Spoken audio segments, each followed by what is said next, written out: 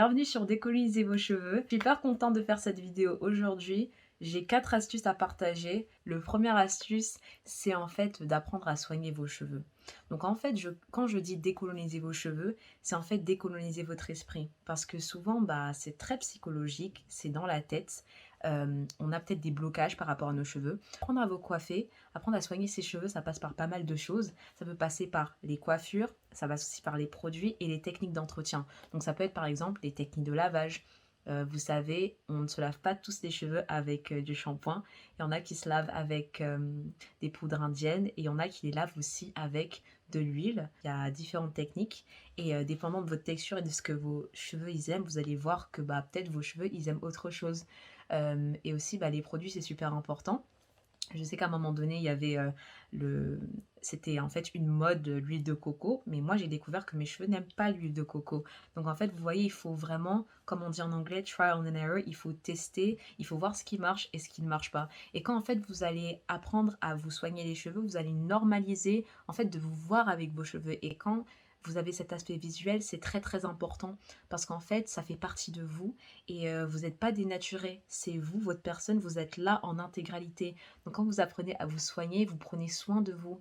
Le bien-être, c'est pas juste physique, c'est aussi dans la tête. Et je suis vraiment convaincue que quand on apprend à soigner ses cheveux, c'est beaucoup plus facile, logique, de les affronter. Donc n'ayez pas peur de vous soigner, les cheveux surtout.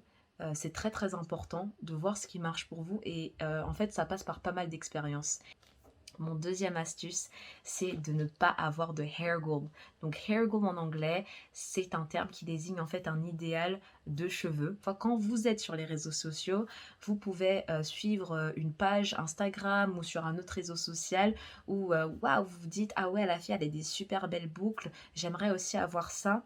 Mais en fait, la réalité, c'est que vous n'aurez pas ça parce que votre texture est différente et la sienne est différente. Donc en fait, vous n'aurez jamais les mêmes résultats.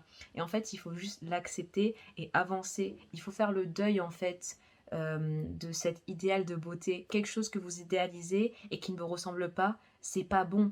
Donc en fait, il faut que vous soyez réaliste. Il faut que vous fassiez des choses qui vont dans votre sens, qui sont faisables et qui sont réalistes. Nous, on a plutôt des boucles serrées. Et moi, j'ai plusieurs types de textures. J'ai les cheveux frisés et crépus à la fois.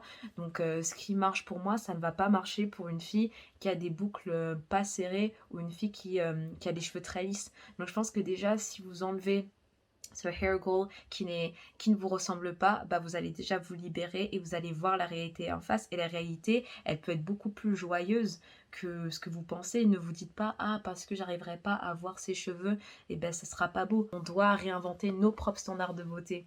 Et je pense que il faut plutôt suivre des gens qui vont dans vos sens et qui ont des solutions aptes en fait, qui sont aptes pour vous et aptes pour vos cheveux. Ce qui me ramène au troisième point, en fait, c'est tout simplement de faire le deuil des perruques. Alors, petit disclaimer, quand je dis faire le deuil des perruques, ça ne veut pas dire ne jamais plus porter de perruque ou ne jamais plus porter de faux cheveux.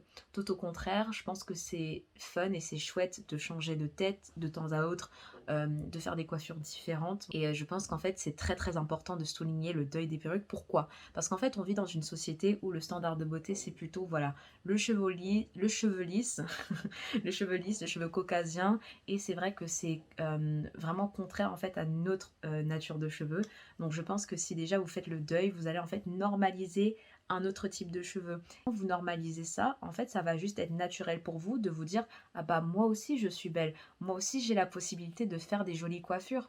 Et je pense que la perruque c'est pas la solution parce qu'en fait souvent on associe ça en fait à la beauté, à l'élégance. Par exemple, ah je dois aller à un mariage donc je dois mettre une perruque.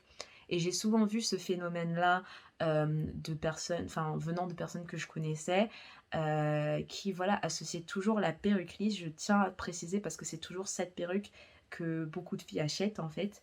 Et c'est associé ça en fait à quelque chose de super positif. Et quand c'était les cheveux crépus, c'était vraiment la grimace, c'était, elle se sentait laide, elle n'avait pas de valeur. Et je pense que vraiment quand on redéfinit ce standard de beauté, C'est déjà, une avancée, mais énorme.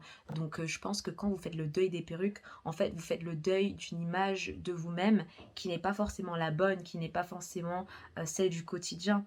Parce qu'en fait, encore une fois, quand vous vous voyez dans le miroir, vous vous voyez en intégralité et du coup, quand vous mettez tout le temps une perruque 365 jours par an, je pense que quelque part, vous mettez un masque, en fait et vous-même, vous vous déguisez et vous ne voyez pas vraiment qui vous êtes. Donc je pense que quand il y a une redéfinition du standard de beauté et bah ça peut que vous faire du bien et je pense que ça vient dans la définition du bien-être.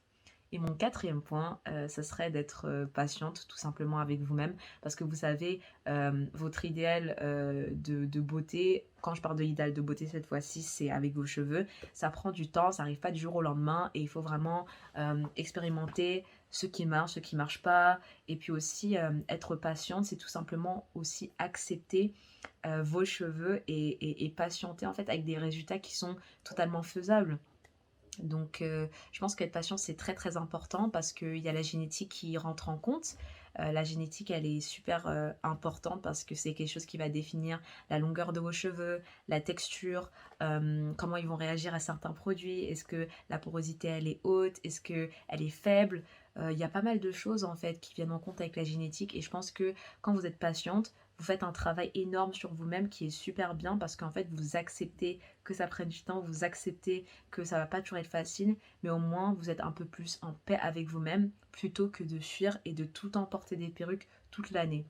Donc en fait, ces quatre astuces, ça me ramène à mon dernier point. En fait, c'est de nous-mêmes, dans la communauté, créer nos propres standards de beauté, de normaliser que des gens n'ont pas les cheveux longs, que certaines personnes auront les cheveux courts et c'est comme ça et c'est très bien. Parce que vous voyez, quand il y a des petites filles, il faut qu'on les aide, il faut qu'on les encourage, il faut qu'on leur dise bah c'est normal, c'est pas grave, t'as les cheveux courts, tu es très bien comme ça. Et ça s'arrête là. On peut pas toujours attendre des gens qu'ils ont en fait, qu'ils auront plutôt, pardon, qu'ils auront les cheveux longs. Parce qu'en fait, c'est juste pas réaliste. On est tous différentes, on est tous différents aussi. Et chacun aura sa longueur de cheveux. Et c'est très bien comme ça. Donc je pense que si on redéfinit les standards de beauté, on élargit et on crée nos propres standards, on sera beaucoup plus épanoui, je dirais, dans la communauté noire parce que je trouve que c'est de beauté, on élargit et on crée nos propres standards.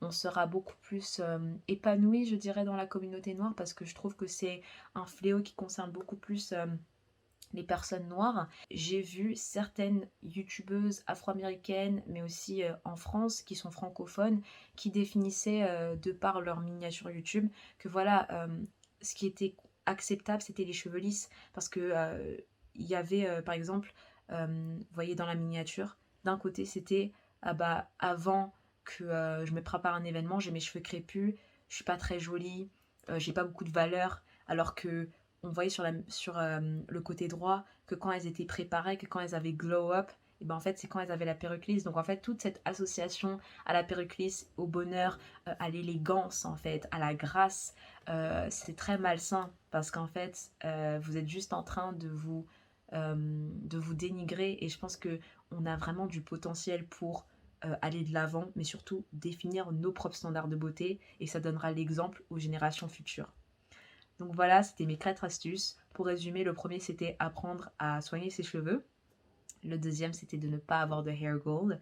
Le troisième c'était faire le deuil des perruques.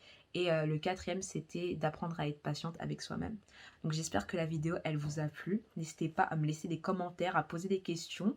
On peut discuter en commentaire. Si vous avez aimé la vidéo, likez et partagez-la. Et aussi bah, abonnez-vous à ma chaîne. En tout cas j'espère qu'on pourra se voir pour une autre vidéo et puis à bientôt. Peace.